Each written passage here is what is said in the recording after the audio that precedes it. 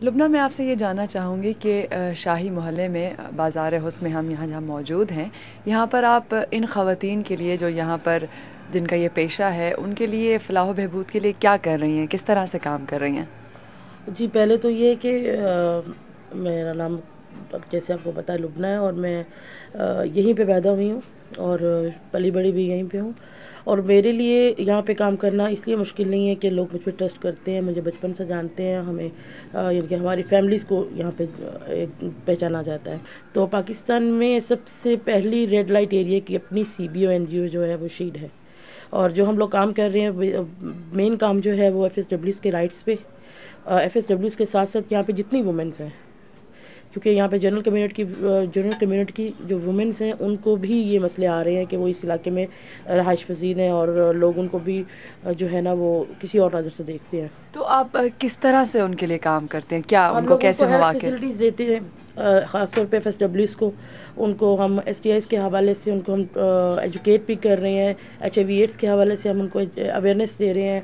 हम उन्हें कॉन्डम जो हैं वो उनको फ्री ऑफ कॉस्ट प्रोवाइड करते हैं, ताकि वो जो जिस अपने प्रोफेशन में जैसे भी हैं वो अपने आप को सेफ़ तरीके से रखें। और साथ साथ हम उनके बच्चों के राइट्स के हवाले से काम कर रहे हैं। उस राइट्स में हम उनको एजुकेशन दे रहे हैं जो नॉन फॉर्मल है। उनके लिए हम लोगों ने एक स्कूल बनाया है उनके बच्चों के हवाले से।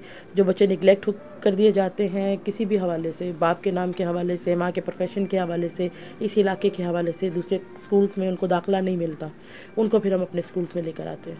अच्छा, तो उन ख़वातीन में से कभी आपको ऐसा केस आया आपके पास कि वो चाहें कि हम कुछ और करना चाह रहे हैं, हमें उसमें मदद करें, तो आप ऐसे भी मदद करते हैं? मैंने कितनी लड़कियों की शादी भी करवाई है, बड़ी अच्छी और कामयाब शादी गुजार रही हैं वो। तो जो आपके साथ काम कर रही हैं वो ख़वातीन भी क्या किसी दौर में यहाँ से मुंसलिक रहे?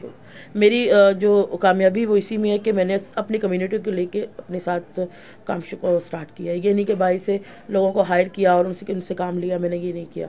तो अभी जैसे कि ये बाज़ार जो है इसको बंद कर दिया गया है, लोग यहाँ से चले गए हैं, तो क्या लोग वहाँ यहाँ से जाने के बाद भी आपसे रब्ता करते हैं या आप उनको उनके साथ राब्ते में हैं, उनकी मदद कर रही हैं? देखिए जी, ये नेटवर्किंग का सारा सिलसिला है कि ये एक यूनिवर्सिटी है। जो भी लड़की कहीं से भी अगर आती है, तो अगर वो भाग के आती है, कोई अपनी मर्ज़ी से आ जाती है या कोई लड़का उसको यहाँ पे लेके आ जाता है, तो आता सबसे पहले वो इसी बाज़ार में है। फिर उसके बाद वो आगे जो है वो इलाकों में चले जाते हैं। लेकिन ये है कि जो लड़की यहाँ से होकर जाती है उसके कॉन्टेक्ट्स हमारे पास होते हैं। नेटवर्किंग हमारी है सब औरतों के साथ। यहाँ पे हम लाहौर में बैठ के अगर हमें कोयटा को कोई काम मिलता है तो हम यहाँ से कोयटा भी जाके काम कर सकते हैं।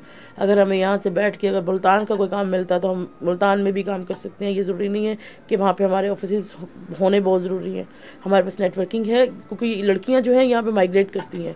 अगर 3 महीने में लाहौर में है, जब लाहौर में थोड़ा सा काम स्लो होता है तो वो 3 महीने के लिए मुल्तान चली जाती हैं। जब मुल्तान से काम स्लो होता है तो इस्लामाबाद चली जाती हैं। तो इस तरीके से लड़कियाँ वही जो है वो मूव करती हैं।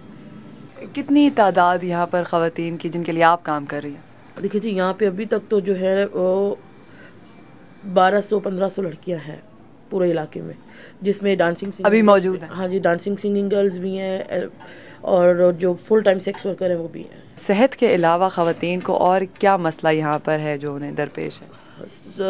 कबूलियत का, जो कबूलियत में माशरा कबूल नहीं करता किसी भी हवाले से। अगर शादी करे तो कबूल नहीं करता, अगर कहीं अच्छी नौकरी के लिए जाए तो कबूल नहीं करता। क्या करें?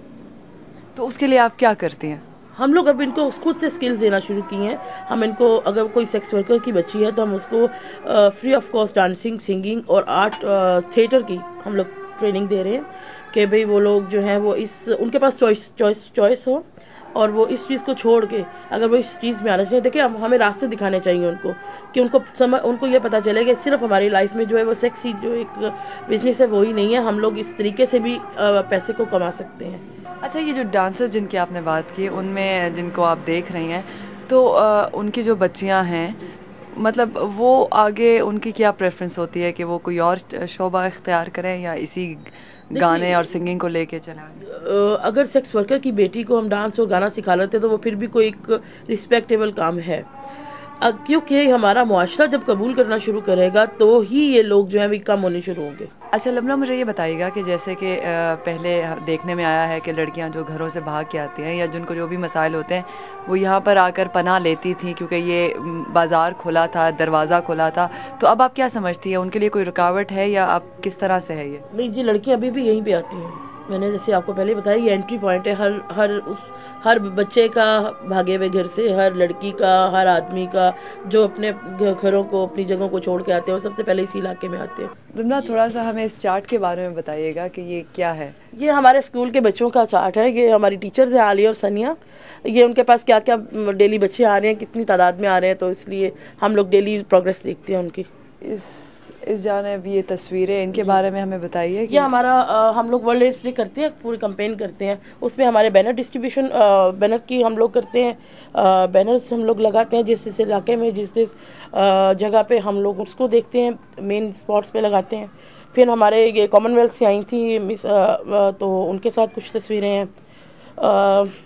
ये हम लोग बच्चों को जो सिखा रहे हैं आर्ट, ये उन बच्चियों की तस्वीरें हैं। Thank you so much लबना।